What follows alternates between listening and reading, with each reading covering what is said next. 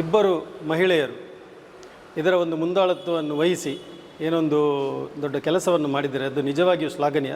ನಾವು ದೇವರ ಮೇಲೆ ಎಷ್ಟು ನಂಬಿಕೆ ಇಟ್ಟಿದ್ದೇವೋ ಅಷ್ಟೇ ಒಂದು ನಂಬಿಕೆಯನ್ನು ನಾವು ನಮ್ಮ ಸೈನ್ಯದ ಮೇಲೆಯೂ ಕೂಡ ಇಟ್ಟಿದ್ದೇವೆ. ಈ ಬಾರಿಯೂ ಕೂಡ ಆ ನಂಬಿಕೆಯನ್ನು ಸೈನ್ಯದವರು ಉಳಿಸಿಕೊಟ್ಟಿದ್ದಾರೆ. ಮತ್ತು ಅದು ಮಾತ್ರ ಅಲ್ಲ, ನೋಡಿ, ಪಾಕಿಸ್ತಾನದವರಿಗೆ ಏನು ಬೇಕು ಅಂತ ಹೇಳಿದರೆ, ಅವರಿಗೆ ಈ ಶಸ್ತ್ರಾಸ್ತ್ರಗಳ ಯುದ್ಧ ಅಲ್ಲ, ಅವರಿಗೆ ಬೇಕಿರುವಂಥದ್ದು ದೇಶದ ಒಳಗೆ ಗಲಭೆ ಏಳಬೇಕು.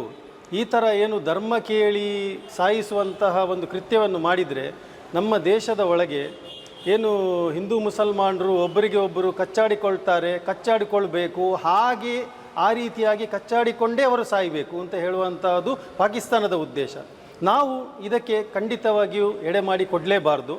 ಮುಂದಿನ ದಿನಗಳಲ್ಲಿ ಏನು ಈಗ ನಮ್ಮ ಸೈನಿಕರು ಏನು ಒಂದು ದಿಟ್ಟ ಉತ್ತರ ಕೊಟ್ಟಿದ್ದಾರೋ ಆ ಒಂದು ಉತ್ತರಕ್ಕೆ ನಾವು ವ್ಯರ್ಥ ಆಗಲಿಕ್ಕೆ ಬಿಡಬಾರ್ದು. ಆ ಒಂದು ಏನು ಈಗ ಒಂದು ಪ್ರಕ್ರಿಯೆ ಏನು ಮಾಡಿದ್ದಾರೆ ಅದು ವ್ಯರ್ಥ ಆಗಲಿಕ್ಕೆ ಬಿಡಬಾರ್ದು.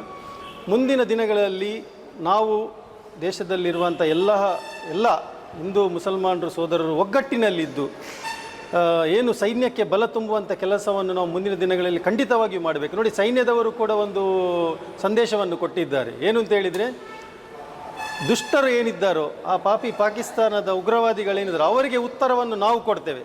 ನೀವು ದೇಶದ ಒಳಗೆ ನೀವು ಹಿಂದೂ ಮುಸಲ್ಮಾನರು ಅಂತೇಳಿ ಕಚ್ಚಾಡಿಕೊಳ್ಳುವುದು ಬೇಡ, ಪಾಪಿಗಳಿಗೆ ಉತ್ತರವನ್ನು ನಾವು ಕೊಡ್ತೇವೆ, ನೀವು ದಯವಿಟ್ಟು ದೇಶದಲ್ಲಿ ಶಾಂತಿಯನ್ನು ಕಾಪಾಡಿ ಅಂತ ಹೇಳುವಂಥ ಸಂದೇಶವನ್ನು ಈ ಬಾರಿ ನಮ್ಮ ಸೈನ್ಯದವರು ಕೂಡ ಕೊಟ್ಟಿದ್ದಾರೆ. ಅವರ ಈ ಸಂದೇಶವನ್ನು ನಾವು ಗೌರವಿಸಬೇಕಾದದ್ದು ನಮ್ಮೆಲ್ಲರ ಕರ್ತವ್ಯ. ಆದ್ದರಿಂದ ಮುಂದಿನ ದಿನಗಳಲ್ಲಿ ಸೈನ್ಯಕ್ಕೆ ಮತ್ತು ಸರ್ಕಾರಕ್ಕೆ ಎಲ್ಲ ರೀತಿಯಾದಂತಹ ಒಂದು ಸಹಕಾರವನ್ನು ಖಂಡಿತವಾಗಿಯೂ ಕಾಂಗ್ರೆಸ್ ಪಕ್ಷ ಕೊಡ್ತದೆ.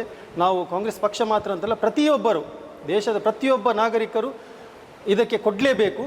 ಮತ್ತು ಮುಂದಿನ ದಿನಗಳಲ್ಲಿ ಯಾವುದೇ ರೀತಿಯಾದಂತಹ ನಮ್ಮ ಈ ಥರದ ಪ್ರಚೋದನೆಗೆ ಒಳಗಾಗದೆ ಯಾವುದೇ ರೀತಿಯಾದಂತಹ ಜಿಲ್ಲೆಯಲ್ಲಿ ಅಹಿತಕರವಾದಂತಹ ಘಟನೆಗಳಿಗೆ ಎಡೆಮಾಡಿ ಕೊಡಬಾರ್ದು ಅಂತ ಹೇಳಿ ಈ ಮೂಲಕ ನಾವು ಕೇಳಿಕೊಳ್ತಾ ಇದ್ದೇವೆ. ಮತ್ತು ಸೈನ್ಯದ ಒಂದು ಏನು ಹೇಳ್ತಾರೆ, ಅವರ ಮನೋಭಿಲಾಷೆಯೂ ಕೂಡ ಇದೇ ಆಗಿರುತ್ತೆ.